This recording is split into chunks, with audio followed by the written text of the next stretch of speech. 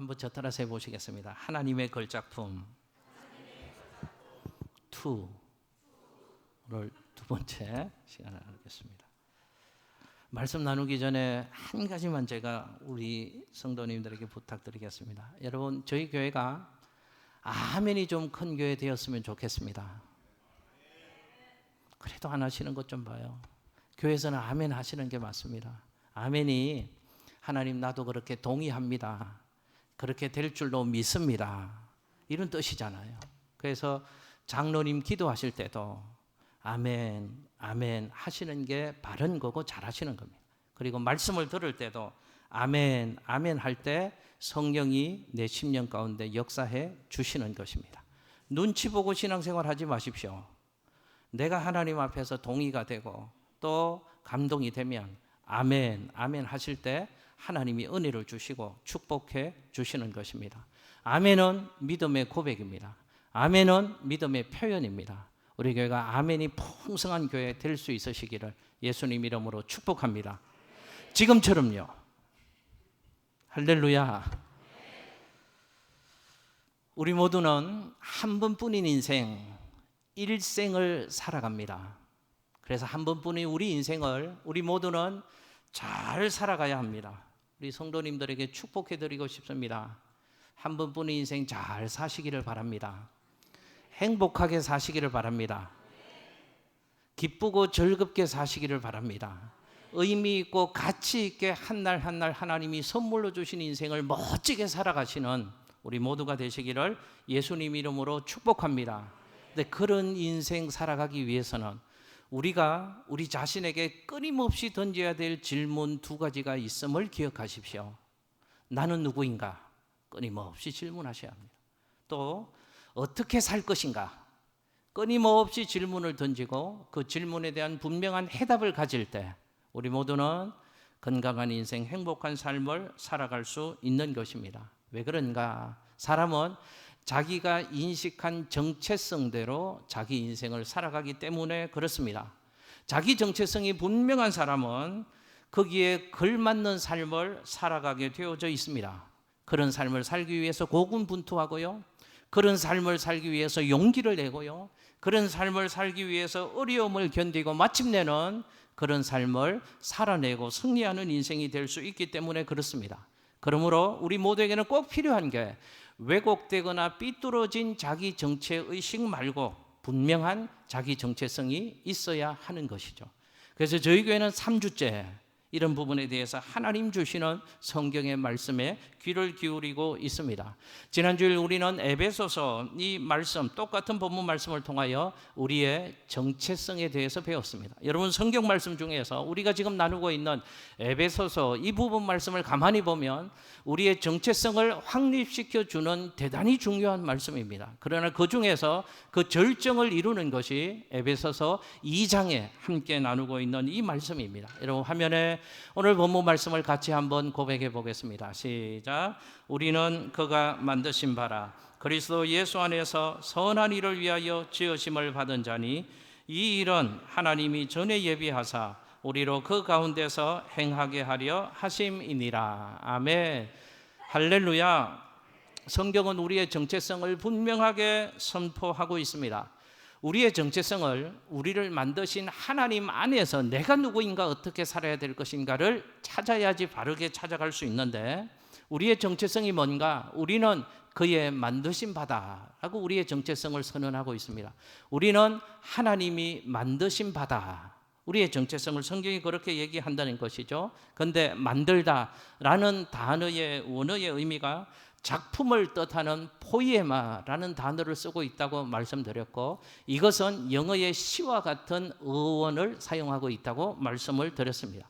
그러니까 우리는 그의 만드신 바다. 무슨 뜻인가 하면 우리는 하나님의 작품이다. 우리는 하나님의 예술품이다. 우리는 하나님의 시다. 이때 아멘을 하셔야 된다니까요.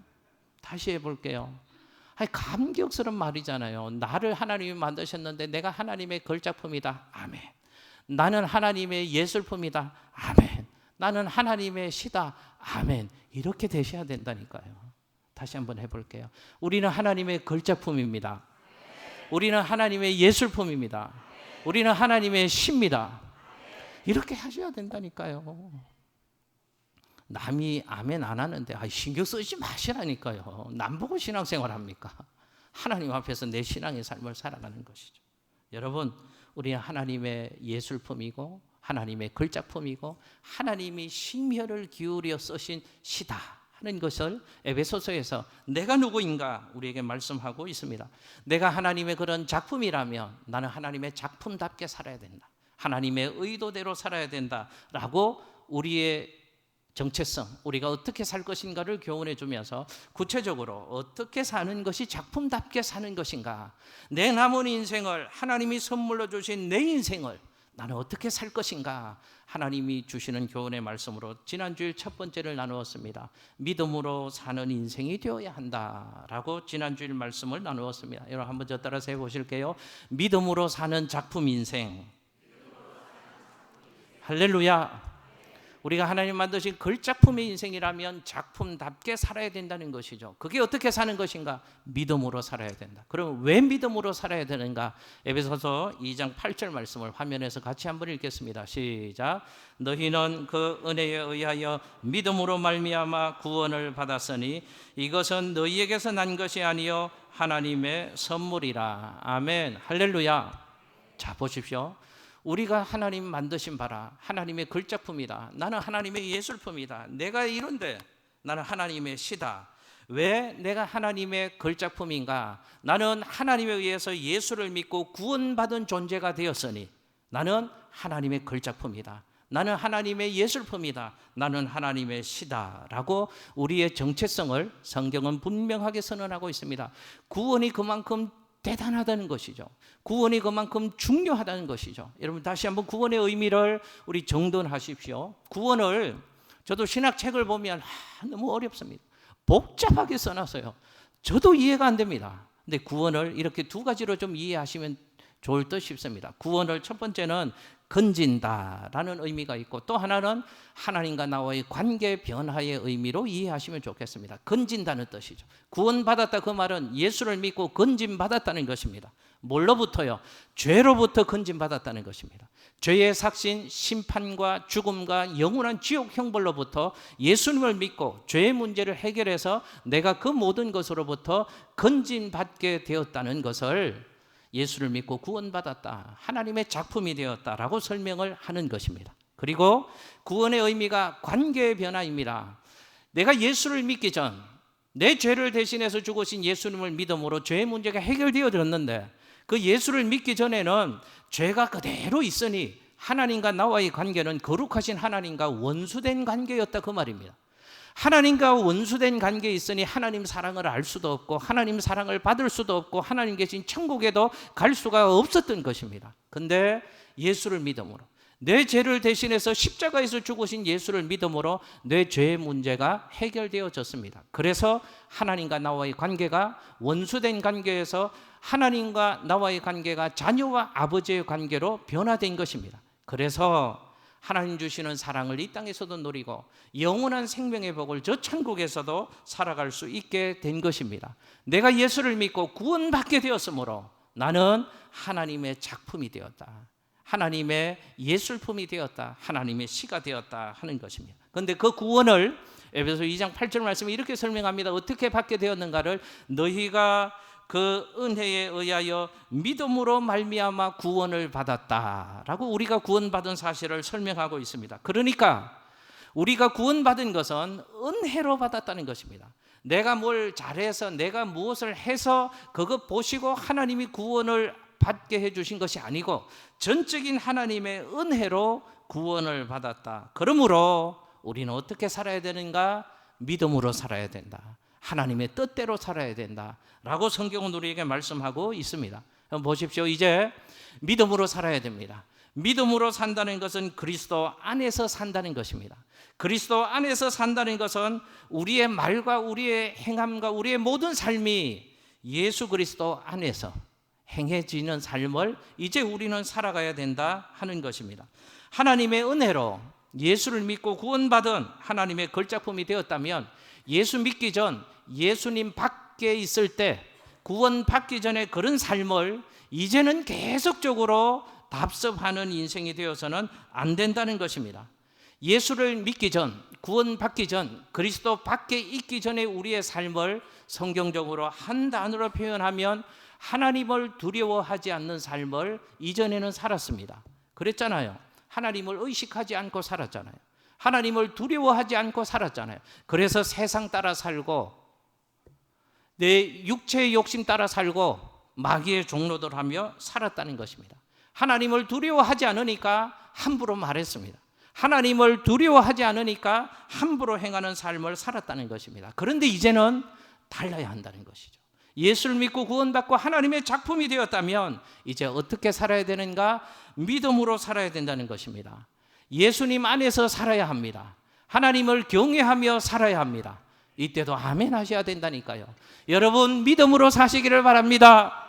예수님 안에서 사시기를 바랍니다. 하나님을 경외하며 사시기를 바랍니다. 하나님을 예배하고요. 하나님을 내 인생의 주인으로 모시고요. 나는 주인 되신 그분의 말씀을 듣고요. 그분의 말씀에 철저히 순종하며 사는 삶을 살아가는 것. 그게 믿음으로 사는 것입니다. 축복합니다. 우리 성도님들 남은 인생을 좀 멋있게 사셨으면 좋겠습니다. 의미 있고 바르고 가치 있게 사셨으면 좋겠습니다. 믿음으로 사시기를 예수님 이름으로 축복합니다. 자, 두 번째, 선을 행하는 작품 인생이 되어야 합니다. 에베소 2장 10절 말씀을 화면 보시고 같이 한번 읽겠습니다. 시작. 우리는 그가 만드신 바다 그리스도 예수 안에서 선한 일을 위하여 지으심을 받은 자니 이 일은 하나님이 전에 예비하사 우리로 그 가운데서 행하게 하려 하심이니라. 아멘. 잘 보십시오. 하나님이 우리를 그리스도 예수 안에서 구원하셔서 하나님의 걸작품으로 빚어주셨는데 하나님의 목적이 있다라는 것을 말씀합니다.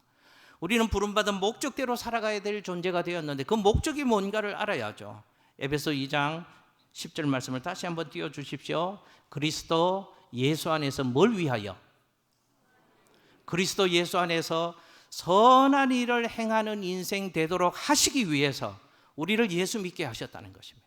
우리를 구원받게 해주셨고 하나님의 걸작품으로 하나님이 우리를 빚어 주셨다는 것입니다. 그러므로 하나님의 작품된 우리는 작품답게 살아야 되는데 작품답게 사는 것은 어떻게 사는 것인가? 뭘 행하는 삶을 살아야 된다고요?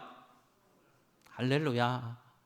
저와 여러분은 선을 행하며 사는 인생이 되어야 하는 것입니다.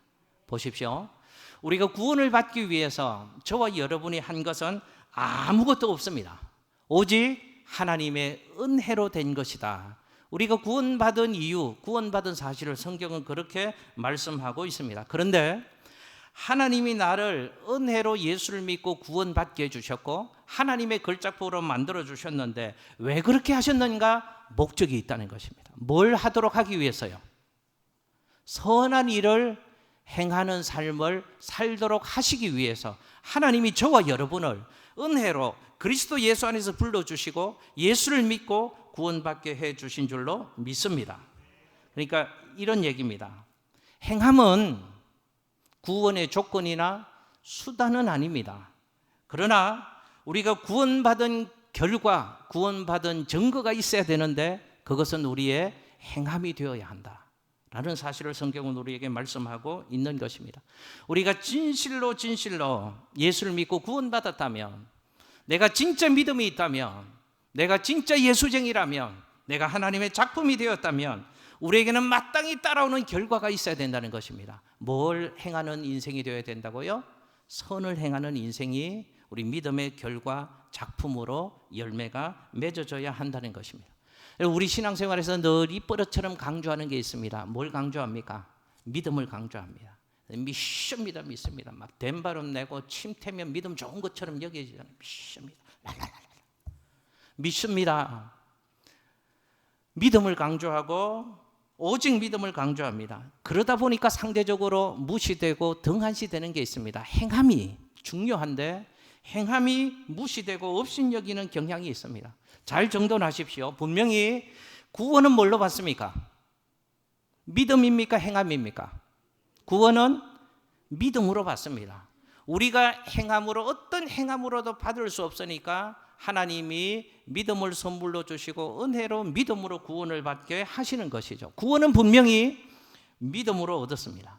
그리고 구원받은 우리도 지금도 예수 그리스도 안에서 믿음의 삶을 올바르게 열심히 살아가야 합니다. 그런데 잘 들으십시오.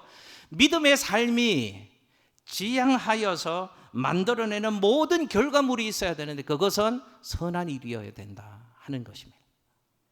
믿음이 중요한데 우리의 모든 믿음의 삶이 지향하여서 만들어내는 결과물이 무엇이어야 된다고요? 선한 일이어야 된다. 그 목적 위하여 하나님이 우리를 그리스도 예수 안에서 지어 주셨다는 것입니다.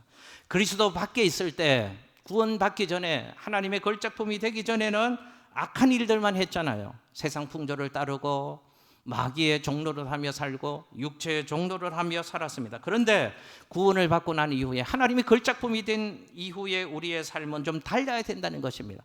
그 전처럼 살아서는 안 된다는 것입니다. 무슨 일을 행하라고요? 선한 일을 행하는 인생이 되어야 합니다. 여러분 축복합니다. 선한 일을 행하며 사시고 좋은 일을 행하며 사시는 구원받은 자답게 하나님의 목적답게 살아가시는 저와 여러분의 삶이 되시기를 예수님 이름으로 축복합니다. 이것이 예수를 믿는 저와 여러분의 삶의 내용이 되어야 합니다. 삶의 목적이 되어야 합니다. 삶의 방향이 되어야 하는 것입니다. 그런데 또 하나 분명히 해야 될 것이 있습니다. 선한 일이라고 했는데 선한 일에 대한 분명한 이해가 우리 모두에게 있어야 합니다. 우리는 일반적으로 선과 악을 얘기할 때는 뭐가 기준이 되는가 하면 세상의 윤리와 도덕의 이 선과 악의 기준이 되고 이것을 기준으로 해서 선과 악을 일반적으로는 이야기를 합니다. 그런데 성경이 말하는 선과 악의 분기점은 세상의 윤리와 도덕이 아니고 예수 그리스도십니다. 예수 그리스도가 선과 악의 분기점이라는 것이죠. 자, 그러면 아까 읽었던 10절 말씀에서 그리스도 예수 안에서 선한 일을 위하여 지으심을 받았다고 말씀하고 있습니다. 무슨 뜻인지 아십니까? 그리스도 안에서 행해지는 일이 선한 일이고 그리스도 밖에서 행해지는 일은 선한 것이 없다라는 말씀을 성경이 지금 하고 있는 것입니다. 좀 더 이해하기 위해서 제가 설명을 해볼게요. 물론 그리스도 밖에서, 목사님 그럼 그리스도 안에서만 선이 있고 그리스도 밖에서만 선이 없다면 그리스도 밖에서도 안 믿는 사람들도 남을 돕는 일, 구제하는 일을 할 수 있잖아요. 물론 그것들이 세상의 윤리와 도덕의 기준으로는 선한 것이라고 얘기할 수 있습니다. 그런데 성경에서 지금 얘기하는 것은 그리스도 밖에 있는 것은 선한 것이 없다라고 말씀하고 있다는 사실입니다. 보십시오. 똑같은 일을 해도 그리스도 안에서 믿음으로 하는 것만이 선이라는 것입니다. 이런 의미입니다. 잘 이해하셔야 됩니다. 하나님과의 근본적인 관계가 회복된 이후에 행해지는 것이라야 참 선이다 라고 성경은 우리에게 말씀하고 있습니다. 생각해 보십시오. 똑같이 구제를 할 수 있습니다. 그런데 착한 일을 해서 구제할 수도 있고 이렇게도 구제할 수 있잖아요. 남의 집 담을 뛰어넘어갑니다. 강도짓을 했습니다. 그것 가지고 가난한 사람에게 나눠주었습니다. 구제는 한 것이잖아요. 근데 이 사람에게 표창장을 주어야 할까요? 감옥에 집어넣어야 할까요? 어떻게 해야 됩니까? 똑같은 것을 지금 얘기하고 있는 것입니다. 남의 것을 훔쳐서 도와주는 것처럼 죄인이 하는 선행은 그 출발부터 잘못된 것이다 라는 것을 성경은 지금 우리에게 말씀하고 있는 것이, 그런 의미에서 그리스도 밖에서는 선한 일이 없다는 것입니다. 그러므로 우리는 선한 일을 위하여 그리스도 예수 안에서 지으심을 받았다라고 성경은 우리의 정체성과 우리가 어떻게 살아가야 될 것인가를 우리에게 말씀하고 있는 것입니다. 그럼 예수 안에서 선한 일은 뭔가? 이 일은 전에 하나님이 너희를 위하여 예비하신 것이다 라고 또 성경이 아까 읽었던 에베소 2장 10절 말씀에서 얘기하고 있습니다. 하나님이 계획이 있으시다는 것입니다. 하나님이 목적하신 바가 있으시다는 것입니다. 우리를 예수 믿게 하실 때부터, 우리를 구원받게 하실 때부터, 우리를 하나님의 걸작품으로 빚어주시기 이전부터 이미 하나님은 우리를 향하여 계획을 가지고 계시다는 것입니다. 하나님의 목적이 있으시다는 것입니다. 그러니까 하나님은 이미 계획하시고 그런 삶을 살 수 있는 작품으로 그리스도 예수 안에서 우리를 불러주시고 구원해 주시고 하나님의 걸작품으로 우리를 빚어 주셨다는 것입니다. 우리를 향한 하나님의 계획을 우리는 뭐라고 얘기하는지 아십니까? 비전이라고 얘기하는 것입니다. 하나님의 꿈이라고 얘기하는 것입니다. 하나님의 계획이라고 얘기하는 것입니다. 사명, 소명이라고 우리는 얘기하는 것입니다. 그러니까 하나님의 작품된 우리는 작품다운 삶을 살아야 되는데 어떤 삶을 사는가? 나를 향한 하나님의 계획이 있음을 기억하고 하나님의 계획을 발견하고 하나님의 그 계획을 이루기 위해서 나의 삶을 살아가는 것, 그것이 선을 위하여 사는 것입니다. 그것이 작품답게 사는 것입니다. 그런데 우리는 많은 경우에 하나님의 뜻, 하나님의 목적, 하나님의 비전은 관심 없고 내가 원하는 것, 내가 하고 싶은 것, 내 욕심을 따라 살면서 우리는 무슨 포장지를 덮어 씌우는가 하면 하나님의 계획이고 하나님의 뜻이고 하나님의 비전이고 이런 거 갖다 붙이는 경향이 있다 그 말이죠. 자기가 좋아서 합니다. 자기 욕심을 따르는 일입니다. 그런데 하나님의 계획이라는 허울 아래 자신을 설득하고 남을 설득하며 살아가는 경향이 있다 하는 것이죠. 여러분, 작품은 어떻게 살아야 되는가? 작품답게 살아야 합니다. 뭘 위하여 살아야 된다고요? 하나님의 뜻을 위하여 살아야 합니다. 하나님의 비전을 위하여 사는 것입니다. 여러분, 잘 구분해야 됩니다. 하나님의 뜻대로 사는 것과 하나님의 뜻이라고 주장하는 것은 다른 것입니다. 하나님의 뜻대로 사는 것과 하나님의 뜻이라고 주장하는 것은 다른 것이고 구분되어져야 합니다. 여러분, 제가 한번 여쭤보겠습니다. 여러분, 지금 여러분 하나님 선물로 주신 인생을 어떻게 살고 계십니까? 하나님 뜻대로 살고 계십니까? 속으로 한번 대답해 보십시오. 목사님, 하나님의 뜻이고 뭐고 상관없고 돈 위하여 살아갑니다. 그냥 마지못해 살아가는 걸요. 뭐 하나님의 뜻이고 하나님의, 죽지 못해 사는데요. 그냥 사는 것이지 뭐. 그렇게 살고 계십니까? 여러분, 자신을 한번 정직하게 들여다 보십시오. 뭘 위해 살고 계십니까? 목적이 있으십니까?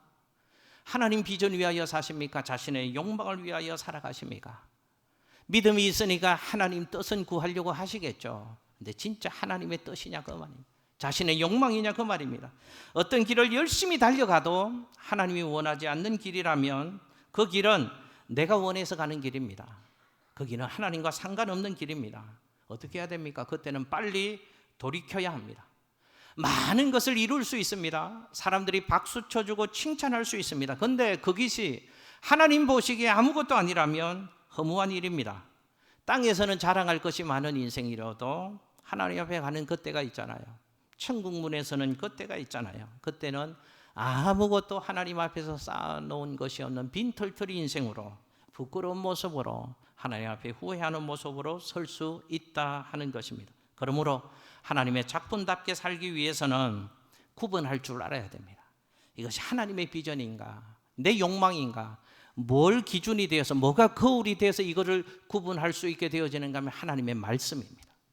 하나님의 말씀으로 이게 하나님의 비전인지 내 욕망인지 잘 구분해서 하나님의 비전을 위하여 살아가는 저와 여러분의 인생이 될 수 있으시기를 예수님 이름으로 축복합니다. 여러분, 가장 불쌍한 인생과 가장 행복한 인생이 있다고 생각합니다. 목사님, 돈 많은 인생이 행복한 인생이고 돈 없는 인생이 불쌍한 인생이, 그런 얘기 말고요. 가장 불쌍한 인생은요, 마지못해 사는 인생입니다. 내가 살아야 할 이유도 모른 채 마지못해 어쩔 수 없어서 억지로 살아가는 인생이 있다면 불쌍한 인생입니다. 가장 행복한 인생이 있다고 생각합니다. 살아야 될 이유가 있는 인생입니다. 5분을 살아도 10년을 살아도 살아야 될 이유를 아는 인생, 그것 위하여 사는 인생이 행복한 인생이죠. 아무리 나이 많고 아무리 어려워도 가슴 뛰는 꿈이 있는 인생은 행복한 인생입니다. 예수 안에서 그런 인생을 살았으면 좋겠습니다. 사도행전 20장 24절 말씀에 바울이 멋진 고백을 합니다. 나의 달려갈 길과 주 예수께 받은 사명, 곧 하나님의 은혜의 복음을 증거하는 일을 마치려 하면은 나의 생명을 조금도 귀한 것으로 여기지 아니하노라. 내 생명 다 드려도 아깝지 않은 일을 발견했다는 것입니다. 나는 그 일 위하여 살아간다는 것입니다. 이게 예수 믿는 인생이잖아요. 그냥 사는 인생 말고 돈 쫓아 사는 인생 말고 이리 치고 저리 치어서 그저 살아가는 인생 되지 말고 나를 향한 하나님의 꿈이 있다, 나를 향한 하나님의 계획이 있다, 그것 붙잡고 그것 이루기 위해서 살아가는 인생, 멋진 인생, 우리 성도님들의 삶이 되시기를 예수님 이름으로 축복합니다. 마지막 하나요. 작품 인생은 어떻게 살아야 되는가? 겸손하게 살아야 됩니다. 하나님의 작품 인생으로 살아야 되는데 어떻게 사는 것을 얘기하고 있는가 하면 겸손하게 사는 것입니다. 여러분 화면에 에베소서 2장 9절 말씀을 같이 한번 읽겠습니다. 시작. 행위에서 난 것이 아니니 이는 누구든지 자랑하지 못하게 함이라. 아멘. 예수를 믿고 구원받은 것, 하나님의 걸작품이 된 것은 행위로 된 것이 아니라고 성경이 말씀합니다. 우리의 행위로 할 수 없다는 것입니다. 오로지 하나님의 은혜로 예수를 믿고 구원받고 하나님의 걸작품이 되었다고 말씀을 하는 것이죠. 우리의 어떤 공로도 우리의 어떤 업적으로도 구원받을 수 없다는 것입니다. 하나님의 걸작품이 될 수 없다는 것입니다. 그러니 누구든지 자랑할 것이 있다고요, 없다고요? 자랑할 것이 없다라고 말씀을 합니다. 그런데 완악하고 무지한 인생은요, 어찌하든지 자랑하고 싶어 하잖아요. 어떻게 하든지 자신을 좀 드러내고 싶고 자랑하고 싶어 합니다. 그래서 그 자랑을 통해서 남들과는 비교 우위에 자기를 좀 높이 세우려고 하고요, 하나님이 받으셔야 될 영광을 자신이 낚아채는 그런 결과를 자랑하는 인생이 합니다. 저도 지금 자랑 한번 해볼게요. 제가 왜 이렇게 할까요? 자랑합니다. 뭘 자랑할까요? 시계 자랑하잖아요. 반지 자랑하잖아요. 어떻게든 자랑하려고 합니다. 제가 왜 반지 시계 자랑하시는 줄 아십니까? 이 반지랑 시계는 결혼 예물로 받은 반지 시계가 아닙니다. 제가 결혼할 때 예물로 저희 장모님이 작지만 다이아가 박혀 있는 반지를 예물로 해 주셨거든요. 근데 한 32살에 제가 결혼을 했으니까 지금 55이니까 한 23년 전이잖아요. 그런데 결혼하고 한 5년쯤 지난 그때쯤 제 사랑하는 목회자 후배가 결혼을 앞두고 있는데 반지 예물할 상황이 안 되어서 어렵다는 얘기를 들었습니다. 그래서 제가 제 거 줬습니다. 제 결혼 반지 이걸로 예물하고 이걸로 예물하고. 그랬던 이유가 미쳐서 제가 그런 게 아닙니다. 이런 걸 별로 안 좋아합니다. 이런 게도 관심도 없습니다.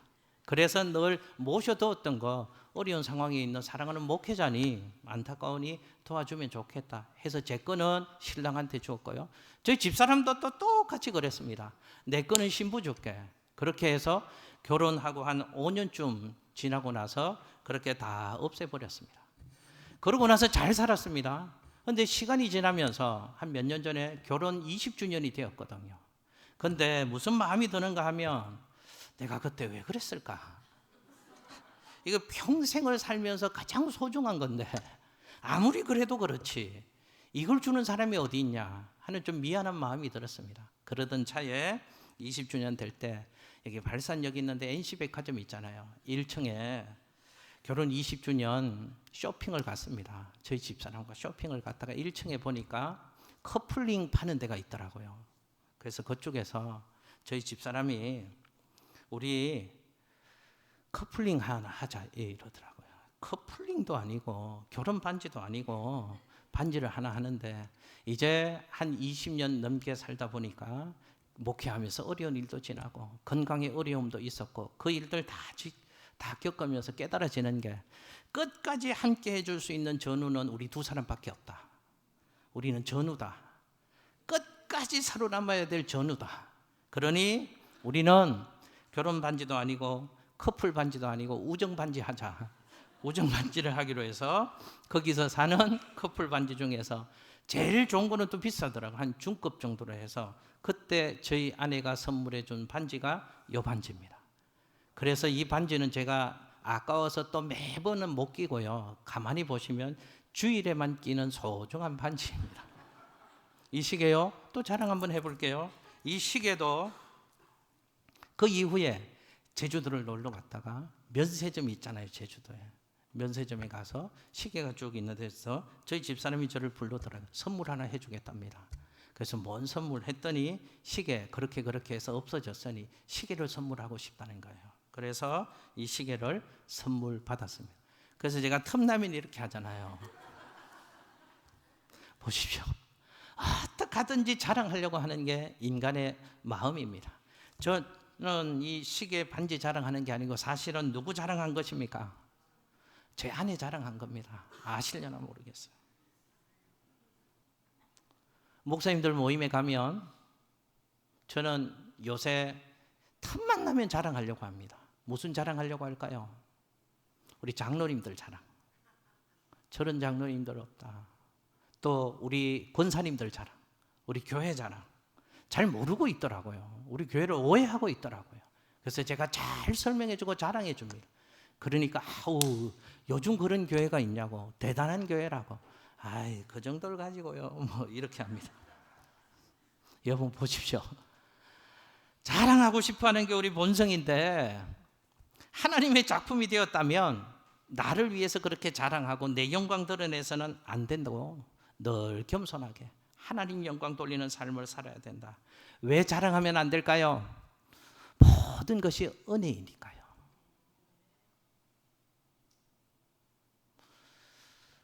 모든 것이 하나님의 선물이고 하나님이 하신 것이니까요. 예수를 믿고 구원받은 것도 여러분 곰곰이 생각해 보십시오. 내가 뭘 헌금생활 잘하고 새벽기도 잘 나왔어요. 그러면 하나님 앞에 몇 점을 받으셔서 하나님의 마음이 감동되셔서 여러분을 구원해 주셨겠습니까? 할 수 없는 것입니다. 그러니 하나님이 은혜로 예수 믿게 하고 구원받게 하신 것입니다. 하나님이 은혜로 하나님의 자녀 삼아 주신 것입니다. 그러니 내가 한 것이 없으니 하나님이 내게 은혜 주셔서 그리스도 예수 안에서 하나님의 자녀로서의 삶을 지금도 살게 하시니 나는 자랑할 게 없다는 것이죠. 그래서 나는 그 은혜를 베풀어 주신 하나님께 뭐 하며 살 수밖에 없다고요? 감사하며 살 수밖에 없다는 것입니다. 여러분 기억하십시오. 절대로 교만해져서는 안 됩니다. 교만은 우리를 넘어지게 만드는 것이고 교만은 우리의 삶을 망하는 자리로 끌고 간다고 성경은 분명히 교만의 위험성을 우리에게 경고하고 있습니다. 화면에요. 잠언 16장 18절 말씀을 같이 한번 읽겠습니다. 시작. 교만은 패망의 선봉이요 거만한 마음은 넘어짐의 앞잡이니라. 아멘. 할렐루야. 우린 교만이라는 것을 대단히 잘못하고 굉장히 못됐고 이런 정도로만 생각을 합니다. 아닙니다. 하나님이 선물로 모든 것을 주셨는데 하나님이 거저 주셨는데 그 하나님의 은혜를 기억하지 못하고 감사하지 못하고 하나님의 은혜에 보답하지 않는 삶을 살아가는 것을 성경은 교만이라고 얘기한다는 사실입니다. 여러분 역대하 32장 24절에서 25절 말씀 화면에 히스기야 얘기를 같이 한번 읽겠습니다. 함께 읽습니다. 시작. 그때 히스기야가 병들어 죽게 되었으므로 여호와께 기도하며 여호와께서 그에게 대답하시고 또 이적을 보이셨으나 히스기야가 마음이 교만하여 그 받은 은혜를 보답하지 아니하므로 진노가 그와 유다와 예루살렘에 내리게 되었더니. 아멘. 여러분 잘 보십시오. 히스기야라는 왕이 병들어 죽게 되었습니다. 인생의 고난을 만났죠. 그러니까 하나님 앞에 살려달라고 무릎 꿇고 눈물 뿌리며 기도했다는 것입니다.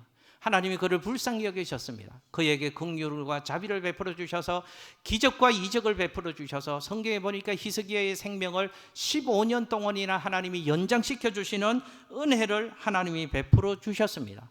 하나님의 은혜로 덤으로 15년의 삶을 살게 된 것입니다. 그런데 히스기야가 살다 보니까 잊어버렸습니다. 무엇을요? 하나님의 은혜를 잊어버렸습니다. 하나님이 은혜를 주셨는데 받은 바 은혜를 잊어버렸습니다. 잘 보십시오. 성경은 방금 읽었던 그 말씀에서 하나님의 은혜를 잊어버리는 것을 교만이라고 표현한다는 사실이죠. 히스기야가 마음이 교만하여 은혜를 보답지 아니함으로 라고 성경은 말씀합니다. 그래서 성경은 뭐가 교만인가? 하나님이 받은 바 은혜를, 하나님의 은혜를 주셨는데 받은 바 은혜를 기억하지 아니하고 감사하지 아니하고 보답하지 않는 삶을 교만이라고 성경은 말씀하신답니다. 하나님 앞에 교만한 자를 하나님이 어떻게 하신다고요? 하나님이 진노하시고 진노를 내렸답니다. 그래서 그 인생이 망하게 되었다고 성경은 우리에게 교훈하고 있는 것이죠. 여러분 기억하십시오. 우리는 하나님의 작품인데 작품답게 살아야 하는데 어떻게 살아가야 된다고요? 받은 바 은혜를 기억하며 살아야 합니다. 감사하며 살아야 합니다. 겸손한 삶을 살아갈 수 있게 되시기를 예수님 이름으로 축복합니다. 겸손함으로 받은 바 은혜를 기억하며 사는 인생. 그래서 우리는 이렇게 찬송하잖아요. 찬송가 429장에 이런 찬송 가사를 아시잖아요. 받은 복을 세어보아라. 주의 크신 복을 내가 알리라. 할렐루야. 받은 복을 좀 세어보십시오. 저절로 된 것 없습니다. 내 노력으로 한 것 아닙니다. 하나님이 주신 것이고 하나님이 하게 하신 것입니다. 예수 믿기 전에 우리는 하나님과 원수된 관계였고 하나님으로부터 버림받은 존재였고 부끄러움 가운데 있는 존재였고 들판에 던져진 존재였잖아요. 그런데 하나님의 은혜로 그리스도 예수를 알게 하시고 믿게 하시고 구원받게 하셨습니다. 하나님이 우리를 거두어 주셨습니다. 하나님이 우리를 부끄러움의 자리에서 영광의 자리로 세워주셨습니다. 죽음의 자리에서 영원한 생명의 자리로 우리 인생을 옮겨주셨습니다. 하나님이 우리를 먹여주시는 것입니다. 그런데 우리는 그 은혜를 기억하고 그 은혜에 보답하는 삶을 살기보다는 내 욕심 따라 살잖아요.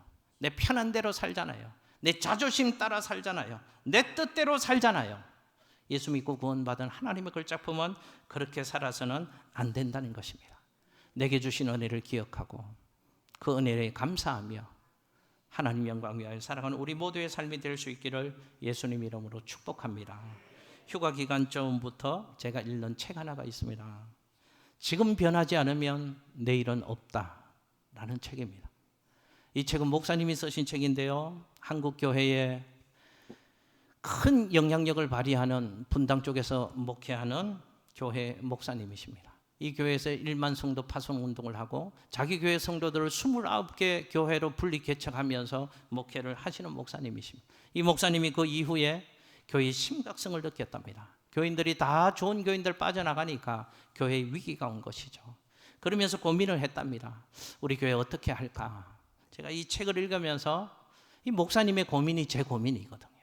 우리 교회 77년 된 교회인데 이 책에 보면 교회가 박물관 같은 교회가 되어서는 안 된다라고 얘기를 합니다.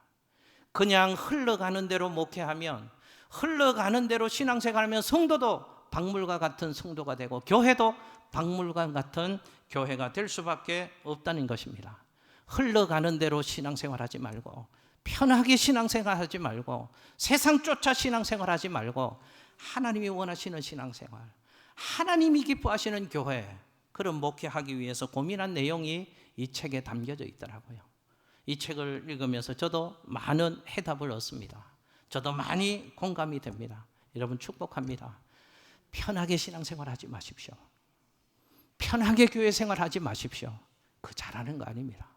하나님의 뜻대로 부름받은 자답게 구원받은 자답게 하나님의 작품답게 살아가는 저와 여러분이 될 수 있기를 예수님 이름으로 축복합니다. 믿음으로 사시고 선을 행하며 사시고 하나님 앞에서 겸손과 감사함으로 우리의 삶을 살아가는 우리 모두가 될 수 있으시기를 예수님 이름으로 축복합니다. 기도하겠습니다.